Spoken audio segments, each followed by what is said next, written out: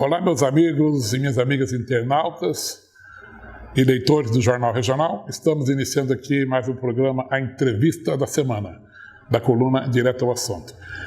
E o nosso entrevistado dessa semana é o prefeito do município de Guaíra, Fabian Persivendrúsculo, que nos recebeu aqui em seu gabinete para essa entrevista. Fabian, você é o nosso quarto convidado para ser entrevistado na coluna A Entrevista da Semana. Seja bem-vindo e seus cumprimentos.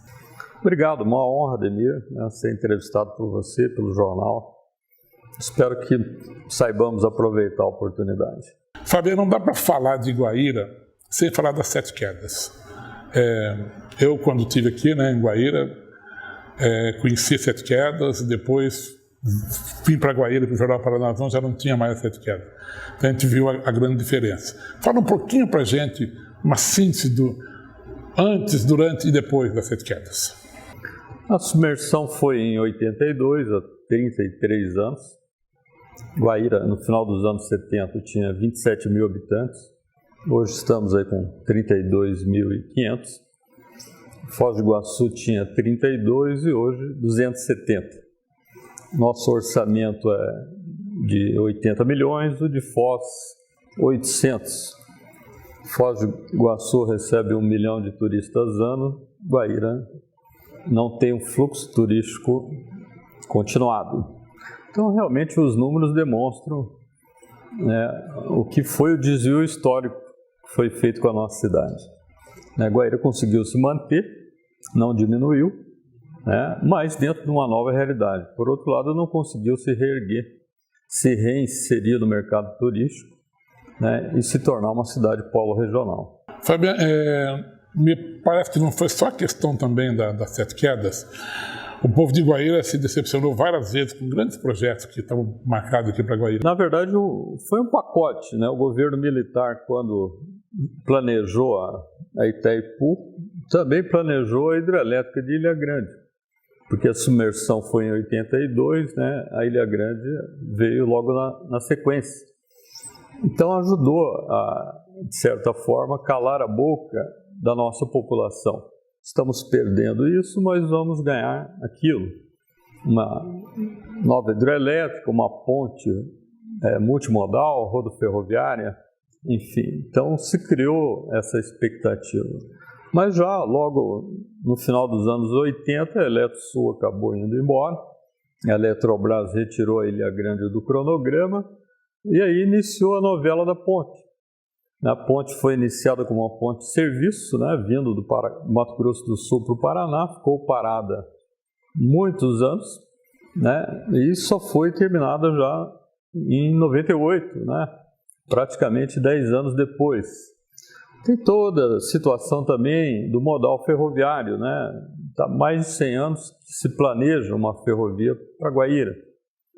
Eu mesmo, o principal motivo até que aceitei ser candidato a prefeito novamente em 2012 é porque as lideranças do meu partido me asseguravam que dessa vez os leilões ferroviários aconteceriam e o trecho Maracaju, no Mato Grosso do Sul, até Lapa, na região da Serra do Mar, iria acontecer. E eu, como nós temos esse projeto da plataforma logística, achei então que valia a pena colocar meu nome novamente à disposição da população guairense. Então, realmente, Guaíra é uma cidade que sempre foi planejada pelo governo federal, mas os planejamentos não ocorrem. Criou uma frustração, um certo complexo dentro da nossa sociedade, porque fere a alma do guairense, esse sentimento de injustiça também ele está até hoje impregnado, principalmente nos mais velhos, e na gente, eu nasci em Guaíra, tenho fazer 51 anos, mas enfim, é a nossa realidade. Ainda veio mais um agravante, que foi a questão das reservas indígenas, que está elevando Guaíra aí às manchetes e a uma apreensão do setor agrícola. Recentemente houve um grande encontro aqui, a gente sabe que tem bastante gente lutando a favor, mas como é que está essa situação de demarcações indígenas? Isso é um absurdo.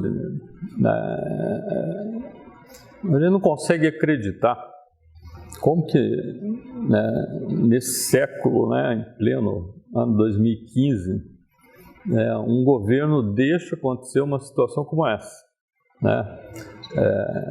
Uma ocupação indígena iniciada em 2006, totalmente fora do marco temporal da Constituição, né, de indígenas que se deslocaram do Mato Grosso do Sul e do Paraguai, principalmente, né, virem aqui pleitear a reconstituição de um território que ocorreu há 2 séculos atrás, né, e infelizmente, né, o nosso governo federal dá apoio a essa situação, mas pior, a Justiça Federal Brasileira também sustenta isso juridicamente nos tribunais.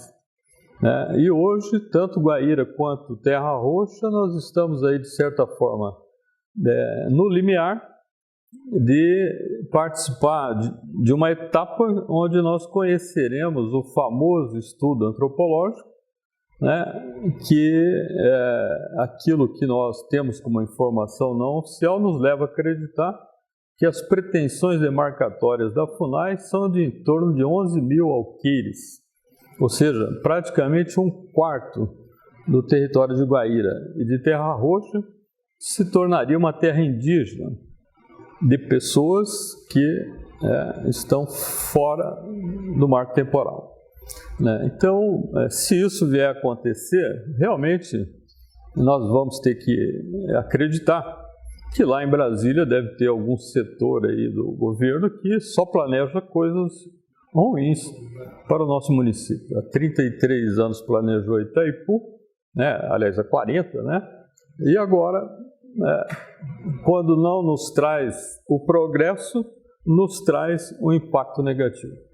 Então isso realmente é um absurdo, eu não consigo entender, é uma frustração que eu tenho.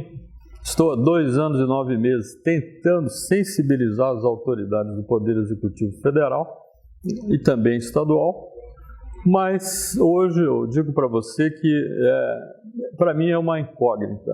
Eu não sei, já percebo que é um assunto que não tem nenhuma perspectiva de solução. E o pior poderá acontecer: Guaíra e Terra Roxa se tornarem o maior conflito civil, social, do nosso país, o que poderá acontecer a qualquer momento. Mas na prática, esse movimento indígena, o que já tirou de Guaíra em questão de valor imobiliário, de pessoas que poderiam ter vindo para cá já que ficam com o pé atrás? Na prática, já houve prejuízo muito, não? Acho que os 2 principais fatores: primeiro, trouxe o ódio para a nossa sociedade, coisa que não existia. O ódio hoje ele está impregnado. Pior, contra os indígenas, que na minha opinião são talvez as pessoas que também estão sendo manipuladas. Mas hoje o ódio existe, às vezes até nos surpreende. Sob o ponto de vista patrimonial, a sua pergunta já responde. As transações imobiliárias, principalmente de terras, de imóveis rurais, estão paralisadas, o valor patrimonial também está impactado, e a insegurança no planejamento do futuro. Aquela região que está, a princípio, dentro do território que se pretende demarcar, que planejamento esses proprietários farão? E tanto também nos aspectos dos investimentos públicos. Por exemplo, se tiver um território como aquele mapa que está sendo divulgado, a BR-163 e a BR-272 vão estar dentro de uma terra indígena. Nós vamos ter pedágio indígena em Guaíra e Terra Roxa. O nosso aeroporto, a nossa área urbana, enfim, toda a nossa malha rodoviária, nossos investimentos, enfim, por isso que eu digo, é um absurdo, Ademir. Um governo federal deixar acontecer isso com tanta terra sobrando nesse país. Os indígenas já têm 12% do território nacional e precisam vir desconstruir Guaíra e Terra Roxa, para agradar alguns antropólogos e algumas lideranças do CIMI e da FUNAI.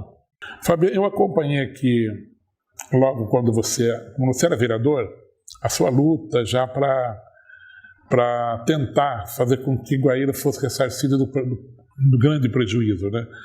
Das quedas e de outras coisas mais. E eu me lembro que até eu achei interessante na época, que era uma isenção de energia por 20 anos, para quem quisesse vir se instalar em Guaíra, mas depois também não se falou mais nisso. Existe alguma coisa ainda lá em Brasília, algum projeto que você está ainda como prefeito pela segunda vez, tentando trazer para Guaíra, para tentar reparar pelo menos um pouquinho de tanto mal que Guaíra já teve? O deputado Osmar Serragno, em 2012, ele protocolou um projeto de lei, né, na Câmara Federal, que é o projeto de lei 3848 de 2012, que aumenta o percentual de distribuição dos royalties para Guaíra, né, para 8%. Né. Tá. Esse projeto ele passou pela Comissão de Minas e Energia, pela Comissão de Finanças e Tributação, passou pela Comissão de Constituição e Justiça e saiu da Câmara agora em 2015. Hoje está no Senado, né? Agora está renumerado como PLC 94/2015. Então uma nova etapa se inicia. Para aumentar esse percentual, né, vai ter que reduzir dos outros 15 municípios diretamente afetados. O acréscimo da arrecadação para Guaíra seria dos atuais, vamos trabalhar com o número de 11 milhões de reais que Guaíra recebe, né, hoje, pouco mais em função da questão cambial, aumentaria para 17. Então nós teríamos talvez um acréscimo de em torno de 6, 7 milhões de reais. Esse decréscimo seria retirado dos outros municípios. Se nós formos considerar que hoje Santa Helena e Foz do Iguaçu recebem em torno de 50 milhões por ano, né, o impacto não é significativo e seria administrável. Seria administrável. Não é o que Guaíra gostaria, mas é o que nos foi possível, né, tramitar dessa forma.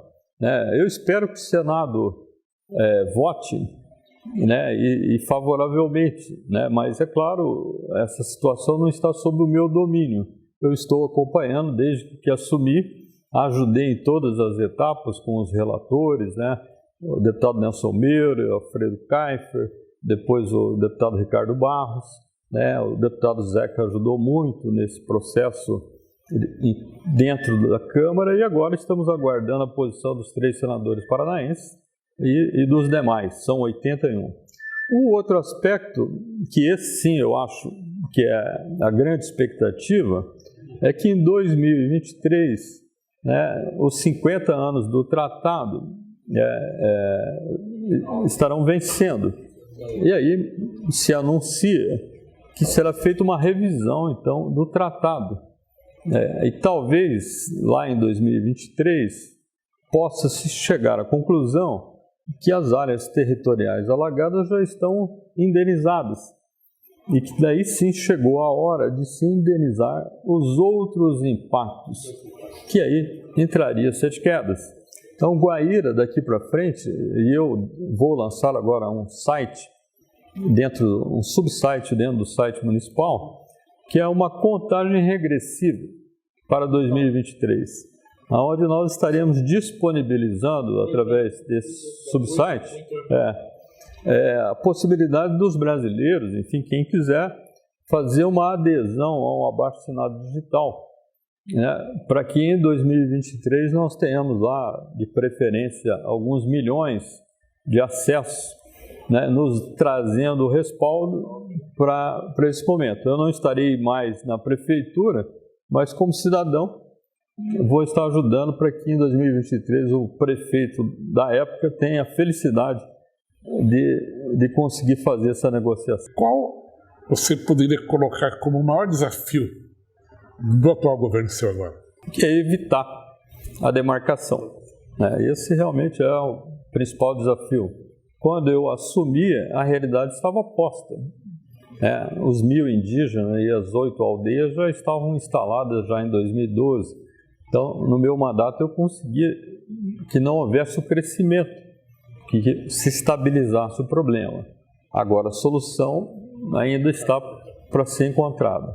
Sob o ponto de vista administrativo, eu diria que o maior desafio é na manutenção da pavimentação, né? Nós pegamos realmente uma situação difícil, né? Que nós temos 2 rodovias rurais, né? Num estado de depreciação bastante avançado, que nós não conseguimos nenhum tipo de parceria, nem com o governo federal e nem estadual. Então são 30 quilômetros cada uma, né? Indo a Oliveira Castro, que é o nosso distrito.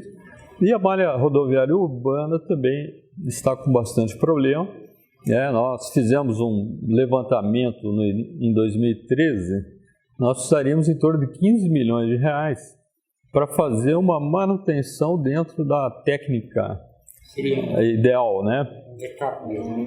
Para fazer um recap de uma maneira que tenha durabilidade, né? Porque não adianta você fazer um reperfilamento ou um tapa-buraco que tenha uma duração de 6 meses ou de menos de 1 ano, porque muitas vezes o problema do pavimento está na drenagem, na galeria pluvial, enfim, né, em outras obras.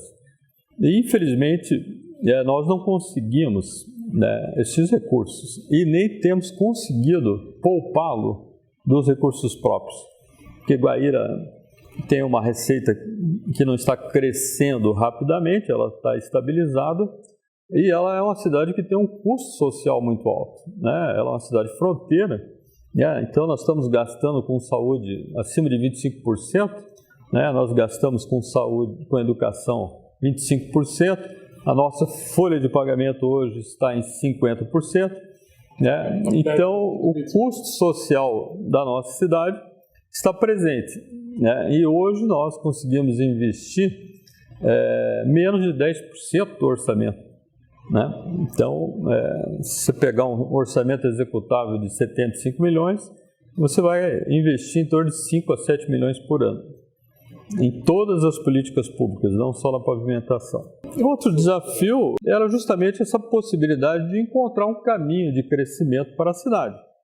A minha aposta era muito em cima da plataforma logística, da possibilidade da ferrovia.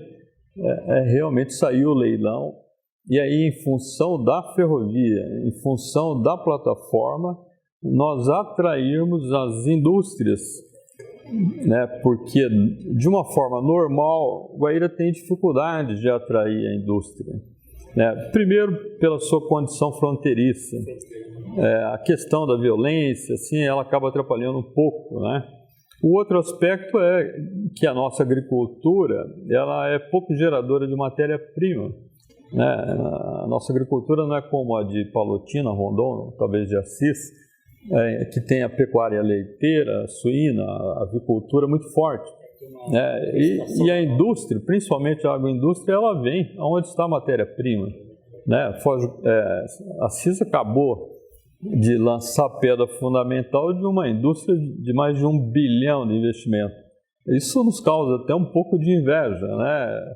Uma inveja boa, né? Agora, a gente entende por que ela vai para Assis e não vem para Guaíra, né? Porque lá tem as condições da matéria-prima que nós aqui não temos, né? Então, infelizmente, ao frustrar o projeto ferroviário, em 2013, já logo no primeiro ano da administração, em outubro, novembro, nós já descobrimos que o governo federal, do primeiro governo da Dilma, não iria fazer os leilões ferroviários, né? E no segundo, agora, com essa crise política e econômica, não se sabe, né, o que vai acontecer. Então, nós perdemos essa perspectiva de inserir Guaíra num outro processo de desenvolvimento.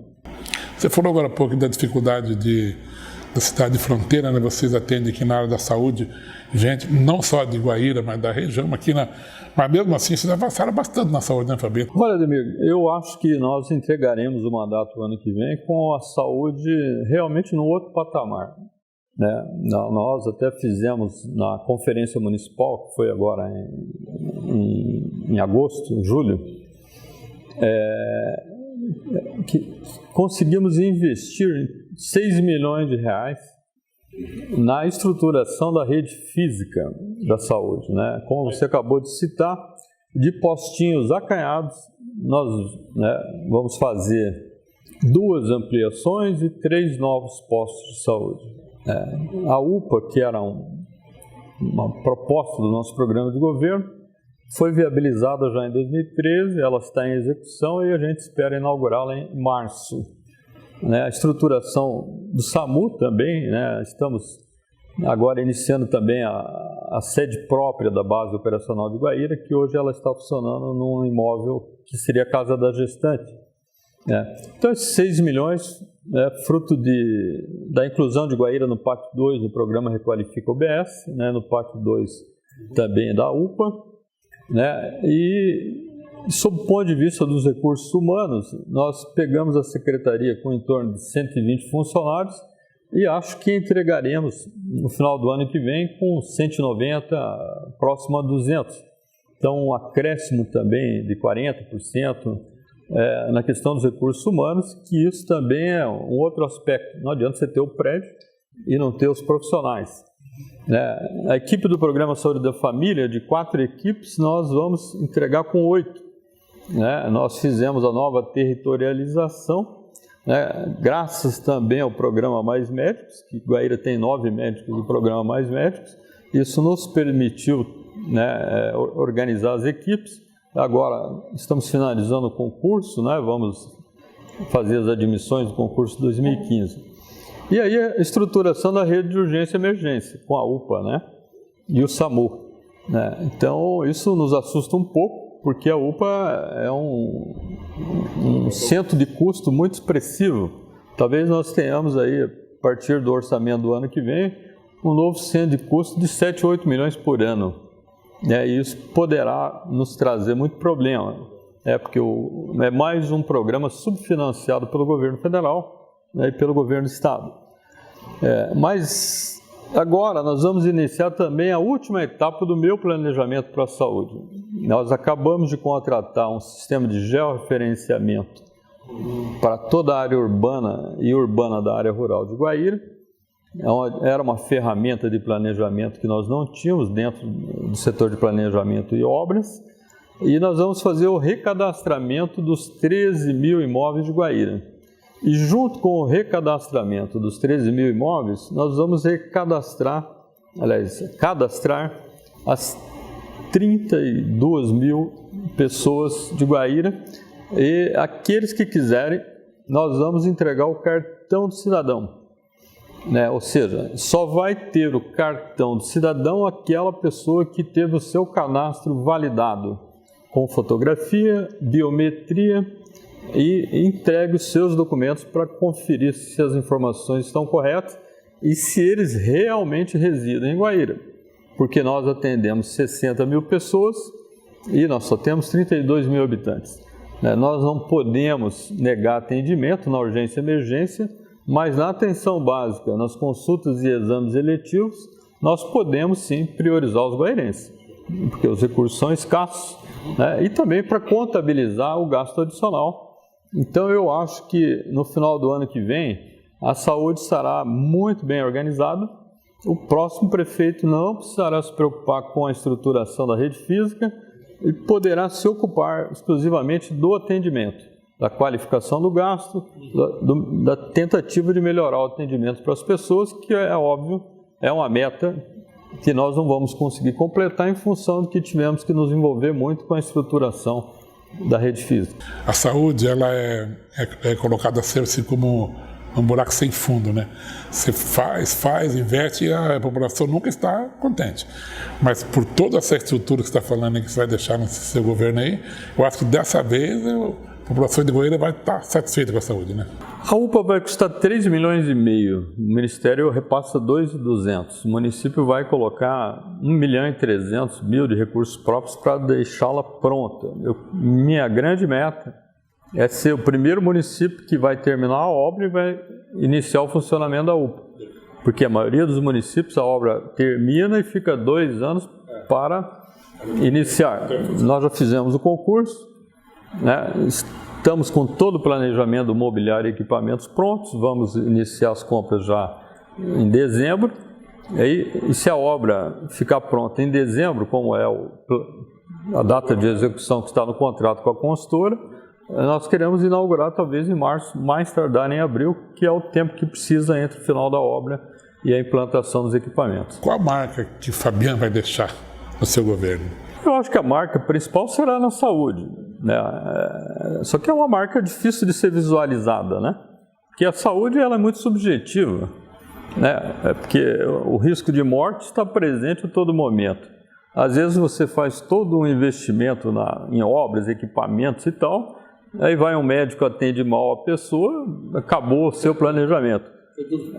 Mas numa análise administrativa, em pessoal, as pessoas vão realmente entender que da maneira como eu recebi e da maneira como eu vou entregar, estará muito melhor para os servidores e para os usuários, né? Agora, acho que a maior marca da minha administração é a seriedade nos gastos públicos, né? Eu acho que minha credibilidade na cidade é essa. Todo mundo sabe que eu sou muito austero, procuro realmente fazer todo um esforço para que não haja malversação de recursos públicos, né, de Guaíra. Agora, por outro lado, também sou uma pessoa, né, de um estilo diferente. Não sou um político daquele mais tradicional, né? Tanto é que quando eu ganho as eleições, minha popularidade é alta. Quando eu administro, ela diminui, né? Por quê? Porque eu sou muito administrativo, eu não me furto de tomar as decisões impopulares, né? Exerço na plenitude as competências do cargo de prefeito, né? Se tiver que reintegrar um imóvel, eu vou reintegrar. Se tiver que tomar uma medida negativa e impopular, eu vou tomar. E isso, obviamente, vai criando desgastes para o gestor, né? E fora as minhas limitações, né, que eu me envolvo muito no trabalho e faço pouco a parte política. Para Guaíra, essa alta do dólar é bom ou ruim para o comércio de Guaíra? Em primeiro lugar, eu acho que está provado mais uma vez que a economia fronteiriça é cíclica, né?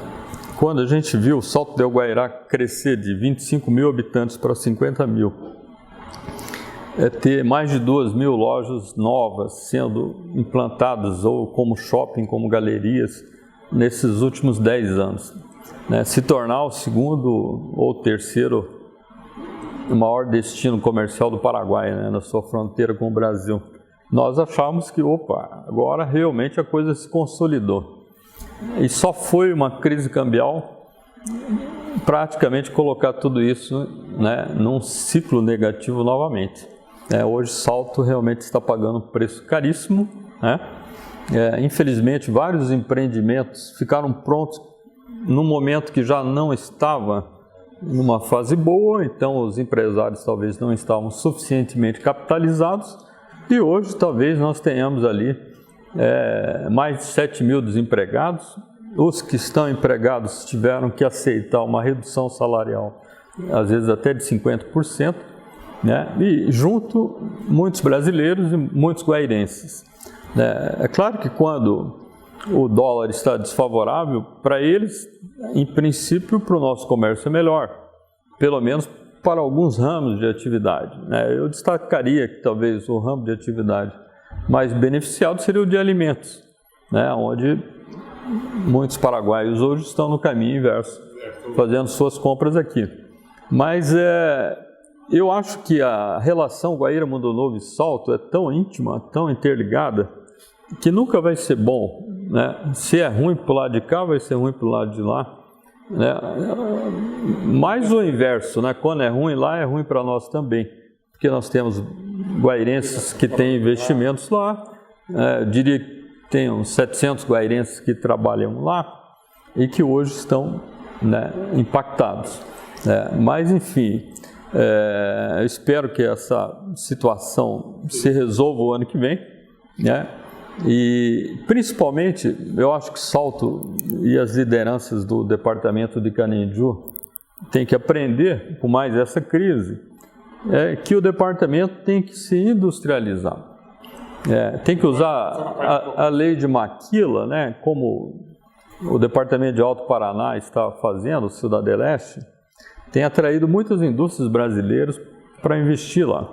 E é o que Salto del Guairá tem que fazer. E agora nós estamos aí nessa torcida, pelo menos eu sou favorável, à regulamentação das lojas francas. É uma lei aprovada em 2012, né, cujo autor foi o ex-presidente da Câmara, deputado federal do Rio Grande do Sul, Marco Maia, que permitiu que nas cidades consideradas gêmeas do Brasil se pudesse ter lojas francas, né, de fronteira terrestre.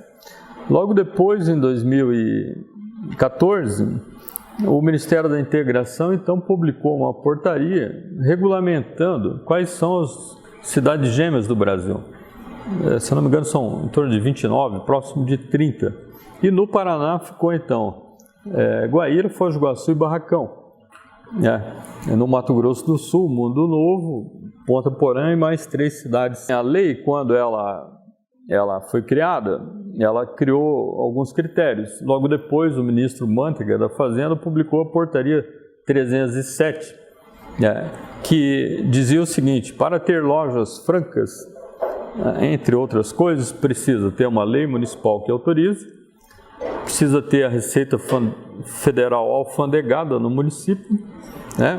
E precisa ter uma instrução normativa da Receita regulamentando as lojas francas. Naquela portaria também se incluiu um item que seria reduzido a cota do turismo no país da fronteira terrestre de 300 para 150 dólares. Isso é que não estava, de certa forma, combinado, né, previsto, que para ter loja franca no Brasil tem que reduzir a cota, no caso aqui, nosso, do Paraguai.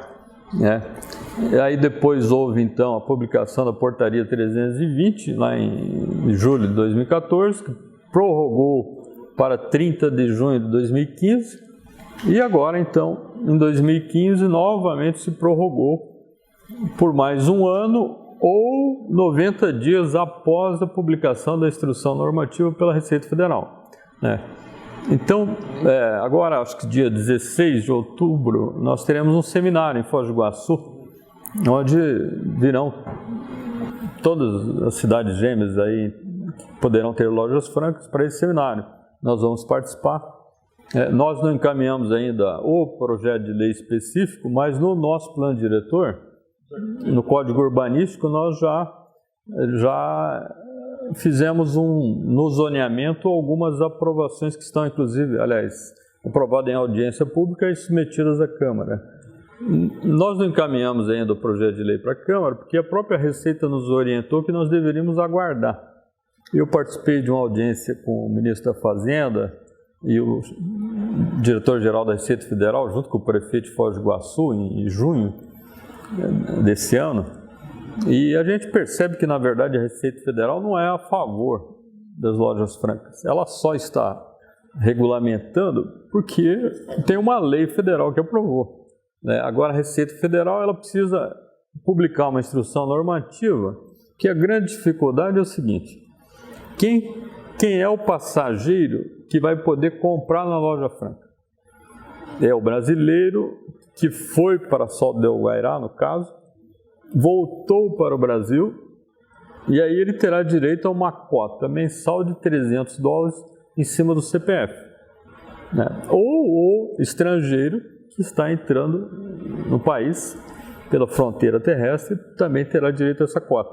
Então a Receita Federal, primeiro, precisa criar um meio para controlar essa ida e volta. Segundo, um software que controle a cota. Você não vai poder comprar 300 em Guaíra, 300 em Foz, 300 em Mundo Novo. É 300 por mês em todo o Brasil. E outro, um software para controlar o estoque. Porque é fácil você controlar uma loja franca dentro de um aeroporto ou dentro de um navio.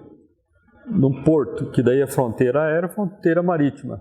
Agora, na fronteira terrestre é mais complicado. Então, essa é a dificuldade que a Receita está tendo de desenvolver esse sistema. Você acha que há possibilidade de sair mesmo? Olha, assim, no início do ano, nós tivemos até a procura de um grupo empresarial que, se tivesse sido definido, segundo eles teriam interesse em fazer um shopping em Guaíra para esse mercado. Tanto é que nós até fizemos uma audiência pública que deu até uma certa polêmica em Guaíra, que nós até introduzimos ao debate que a possibilidade de vender o nosso estádio municipal, né, para um empreendimento como esse. E aí, do fruto da arrecadação dessa alienação, nós poderíamos capitalizar um fundo municipal de esportes, investir nas outras praças esportivas ou na área da habitação. Mas que parou também. Não, nós só introduzimos na audiência pública um primeiro debate e vamos aguardar se a Receita vai regulamentar ou não esse ano ou ano que vem, para daí concluir o assunto. Na sua primeira reforma administrativa, né, ficaram várias secretarias sem os titulares, né? Você foi tocando a secretaria sem o chefe da pasta. Em questão de economia, como é que está a situação agora, nesse momento? E o limite presidencial, você falou, está em 50, já está no limite mesmo, né? Como é que você está se virando aí com isso aí? Na verdade, no final do ano passado, nós tínhamos esse planejamento de fazer o concurso e também estávamos concluindo as admissões do concurso 2010, né? E aí eu fiz uma postura de mão firme, né, para não deixar as contas se desorganizarem, e já havia também esse cenário de incerteza em relação ao comportamento das receitas em 2015, e aí realmente nós então deixamos 5 secretarias sendo acumuladas, algumas por mim e outras por outros secretários, né? E fizemos então essa redução da estrutura que se manteve até agora. Praticamente só uma secretaria foi nomeada nesse período. Então agora nosso índice de gasto pessoal está em 48%, 47, 48%, mas, né, concluiu o nosso concurso, né? Se nós formos admitir os 47 cargos, isso representaria um impacto de R$ 2.700.000 por ano. A nossa folha hoje está em 35 milhões. Em dezembro nós vamos ter que aprovar o reajuste do servidor, né?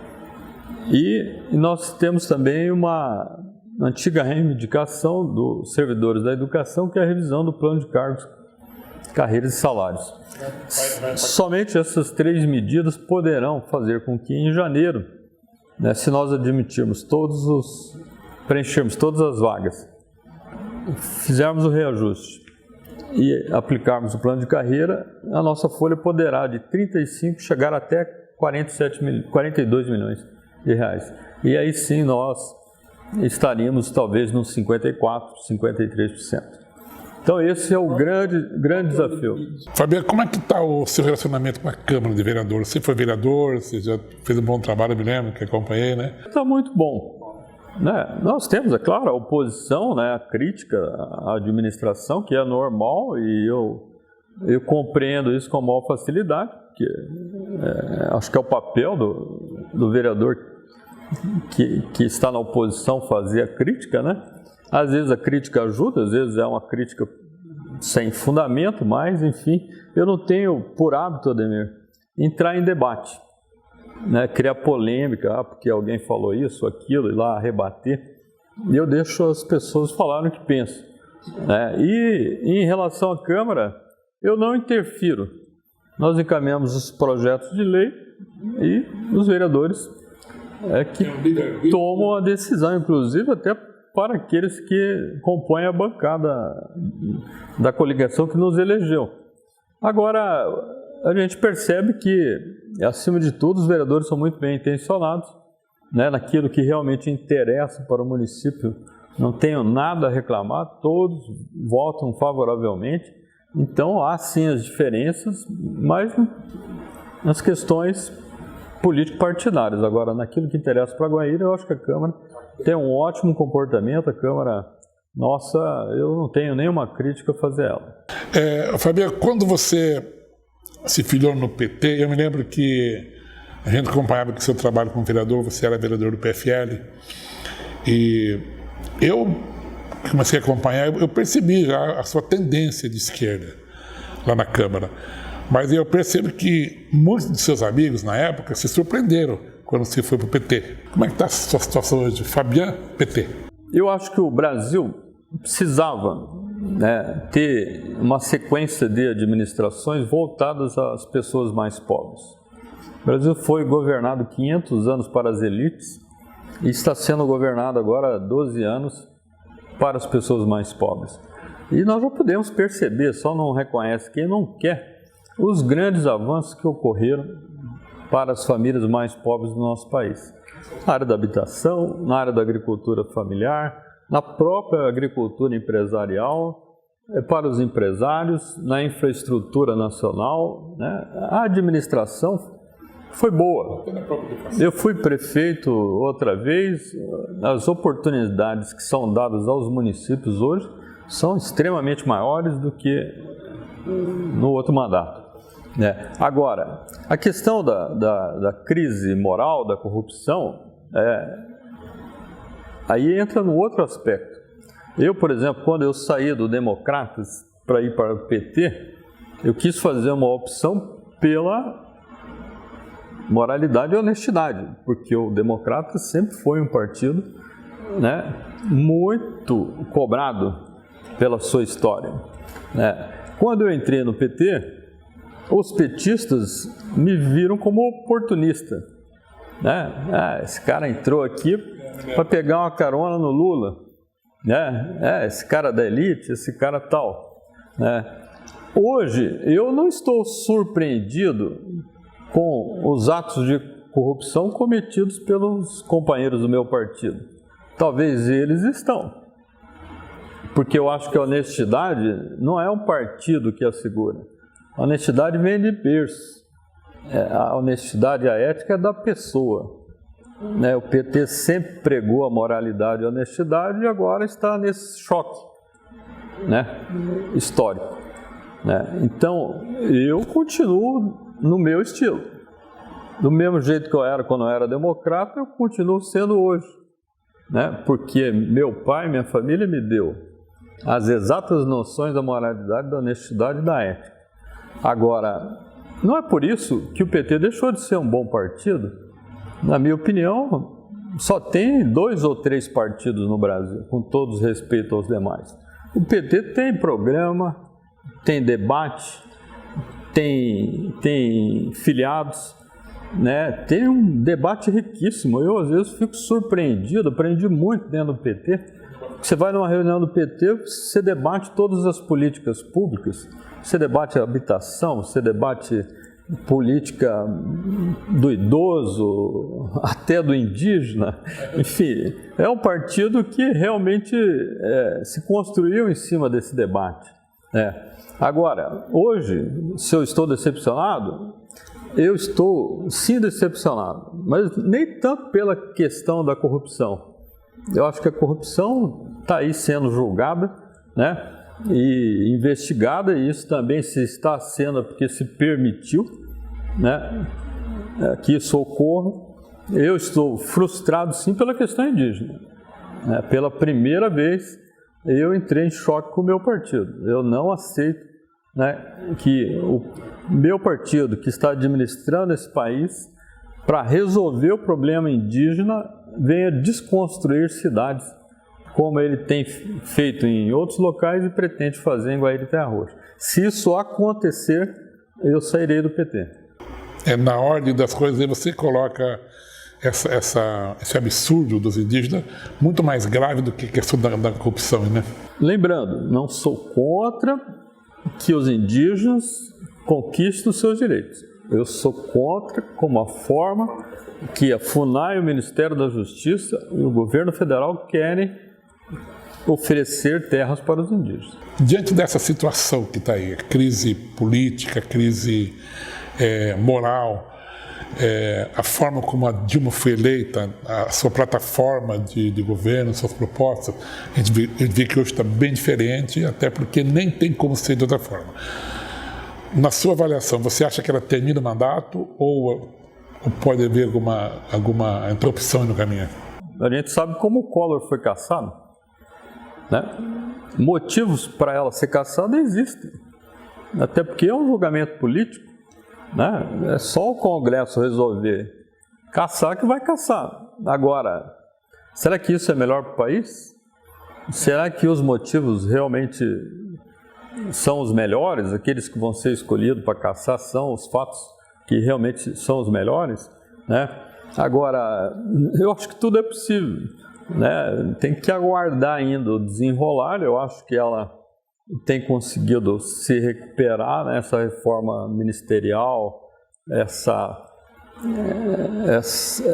abertura para o PMDB, enfim.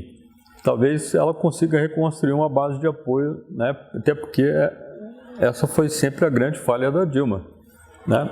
Ela realmente é totalmente diferente do Lula, né? Não é política, não sabe compartilhar, né? E por isso que ela também está pagando esse preço. Agora,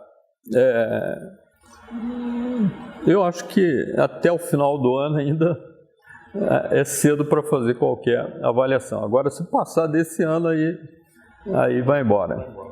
Para Guaíra, quem está sendo melhor, o governo estadual ou federal no seu governo? O governo federal realmente fez o diferencial. Nós conseguimos, principalmente no primeiro ano, né, os PACs, né, da FUNASA, conseguimos um PAC do próprio transporte do Ministério das Cidades, a questão da saúde que eu já relatei, né, e tivemos essa questão do Instituto Federal, né, que agora ficou uma incógnita, né, porque em 2013 foi feito a escolha dos últimos municípios da terceira etapa do PAC 2, do FNDE, aliás, do Instituto Federal. E Guaíra acabou entrando. Fizemos a nossa parte. A Câmara fez a parte dela, autorizou até com urgência a doação de um imóvel de 60 mil metros quadrados. Doamos o imóvel ao Instituto Federal, apresentamos o projeto, enfim. E o combinado era que esse ano a obra estaria em execução. O ano que vem teríamos talvez o primeiro ano letivo do primeiro bloco, né? Uma UEP, né? Unidade de Educação Profissional do campus de Assis Chateaubriand, né? Que acabou ficando como uma unidade gestora, né? Porque o primeiro passo entra como UEP para depois se tornar campus. Mas infelizmente depois veio a crise administrativa dentro do Instituto Federal do Paraná, com o afastamento do reitor. Ficou um reitor pro tempore durante 8 meses, e depois, quando resolveu o problema político-administrativo, veio o problema do tesouro, né? Então, o atual reitor me falou que ele tem 18 milhões para o estado inteiro e que tem uma portaria do Ministério da Educação que ele não pode começar obras novas, tem que priorizar as obras em andamento, né? O próprio Assis Chateaubriand tem obras em andamento.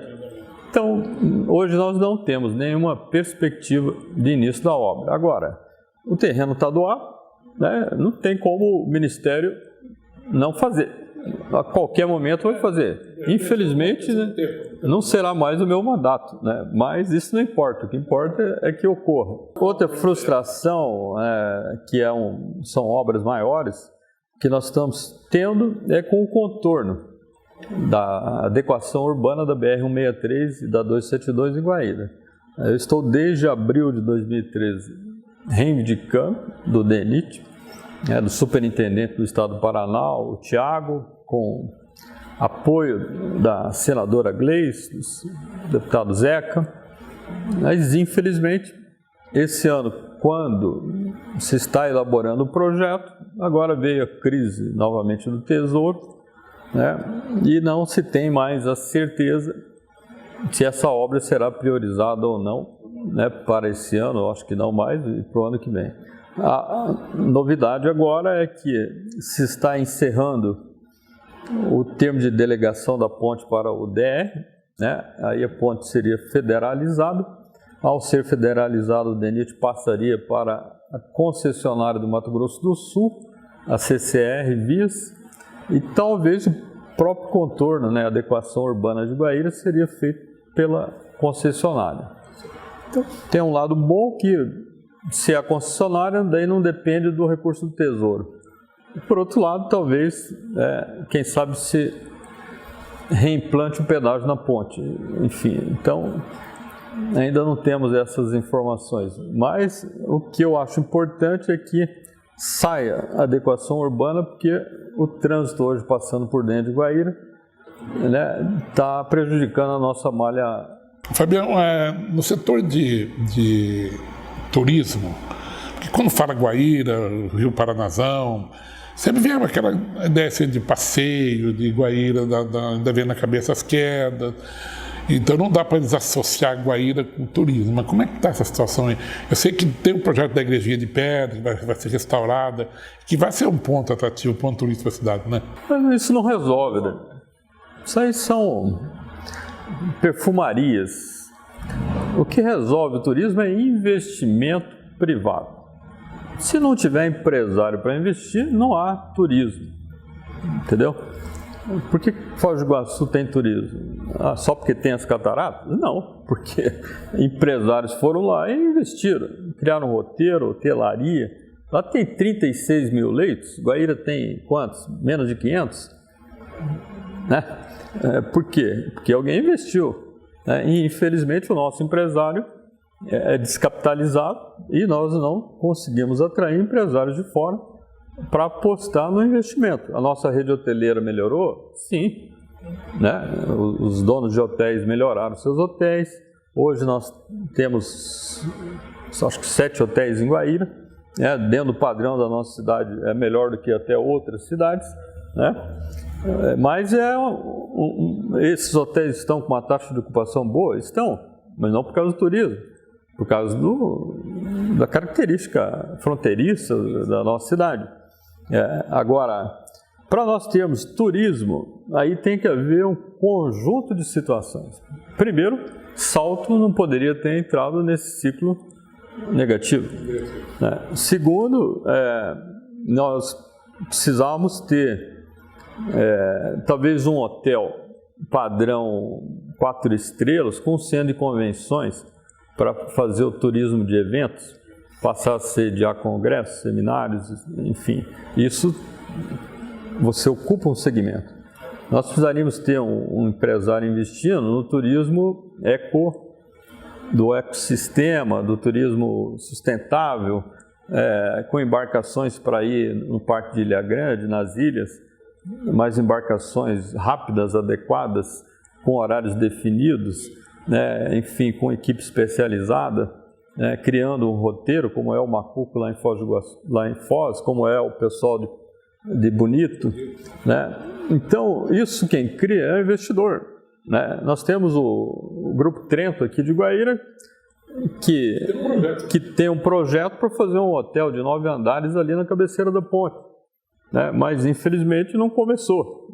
Era para ter começado esse ano, não sei se por causa da crise está segurando, mas seria um diferencial, você ter uma torre de 9 andares, um hotel bem na cabeceira da ponte. Nós fizemos a Avenida Beira Rio, estamos fazendo um pequeno portal agora ali, bem na rotatória da ponte, e nós estamos concluindo uma negociação com o IBAMA e com o DR para receber a área do DR ali, que tem 400 mil metros quadrados. Vamos fazer a aquisição de uma área equivalente no Parque de Ilha Grande para fazer compensação ambiental. E aí, ao receber aquele imóvel, que é do DR, e que o IBAMA queria que fosse a área de preservação permanente, a gente não quer que seja, nós vamos poder continuar o nosso projeto de urbanização da região ribeirinha de Guaíra. Só que são coisas demoradas, Eu comecei isso em 2007, agora que eu consegui convencer a presidenta do IBAMA a permitir essa permuta, Eu estive em Brasília agora, dia 19 de agosto. Enfim, vamos ver se o DR consegue nos doar o imóvel ainda esse ano. Nós estamos agora com uma emenda do deputado Takayama, até fazendo um estudo do Parque Linear, que nós temos o nome Parque Temático Memorial Sete Quedas, que no mínimo nós queremos chegar até o ano que vem com uma maquete eletrônica de toda essa urbanização, para a gente poder depois captar os recursos para investir. Na verdade, eu acho que Guaíra tem que se aproximar da beira do rio, a cidade, O aeroporto de Guaíra parece que no passado já foi mais movimentado. Como é que está? Está tendo algum investimento, alguma coisa no aeroporto aí, não? Não, nós pegamos um aeroporto que estava suspenso pela ANAC, tiramos da suspensão, hoje ele está, tinha vencido a outorga, renovamos a outorga, concessão para 35 anos, o nosso aeroporto está, a princípio, dentro das normas da ANAC. O que não tem é linha aérea regular, né? Nós temos usuários do nosso aeroporto, mas não tem uma companhia que se interessou em criar uma linha para a nossa cidade. É uma pista de ótima qualidade, 1.300 metros, pode receber a aeronave de porte médio, né, porque é mais longa do que o aeroporto Santos Dumont, no Rio de Janeiro. Na verdade, nós não tivemos nenhuma empresa que tenha demonstrado interesse. Nós agora, inclusive, estamos contratando até um serviço especializado para assessorar o município na gestão do aeroporto, né? Mas a nossa parte é manter o aeroporto. Talvez nós vamos fazer uma licitação para concessão de espaço para a construção de hangares, né? Mas um projeto de linha aérea aí já está fora da nossa alçada, porque depende da decisão do empresário. O aniversário da cidade, como é que está a programação aí? Então, o aniversário de Guaíra é um evento, o nosso principal evento é a Festa das Nações, né?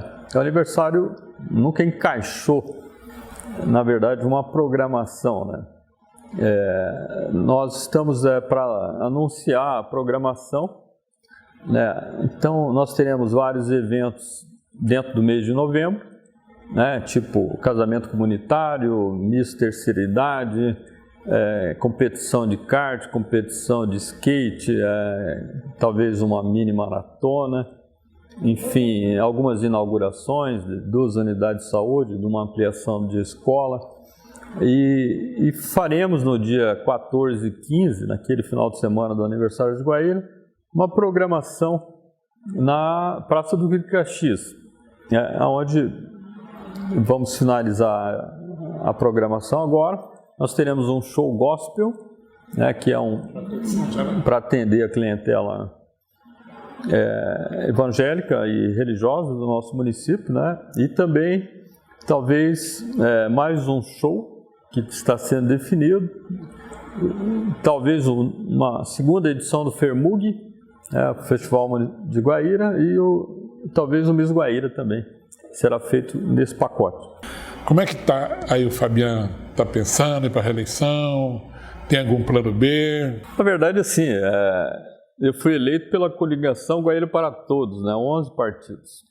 Nós fizemos apenas uma reunião, a questão de um pouco mais de 30 dias atrás, né? E eu deixei totalmente livre aos 11 partidos que eles construam um novo cenário, né, para o ano que vem. Agora houve esse fato novo da mudança da legislação que retirou a questão da anualidade, agora vão ser 6 meses antes. Então isso permite um prazo maior para toda essa análise. Mas eu não tenho pretensões de ser candidato à reeleição. Então, em havendo a construção de uma unidade em torno de um outro nome, eu deveria apoiar esse nome escolhido pela coligação, que eu vou torcer para que ela se mantenha unida, né, para dar continuidade a esse governo, que eu acho que está bom, né? Não sei se a população está entendendo dessa forma, mas eu, comparando, né, por deter as informações, aquilo que nós estamos fazendo, realmente é um governo muito melhor do que o anterior. Nosso governo não parou um dia nesses 3 anos e 9 meses, nem por causa da crise, né? Nunca paramos um setor da prefeitura, estamos trabalhando no ritmo que o nosso orçamento permite. Só não estamos conseguindo arrumar o asfalto, mas o resto nós estamos fazendo. Agora, a questão eleitoral é isso. Na verdade, eu não me considero um político profissional, né? Enfim, minha família precisa também bastante da minha ajuda e eu tenho que pensar, acima de tudo, no que é melhor para mim, não só no que é melhor para a cidade. Tenho dado a minha contribuição, são 20 anos de participação eleitoral, 5 candidaturas consecutivas, 3 vitórias, 2 derrotas.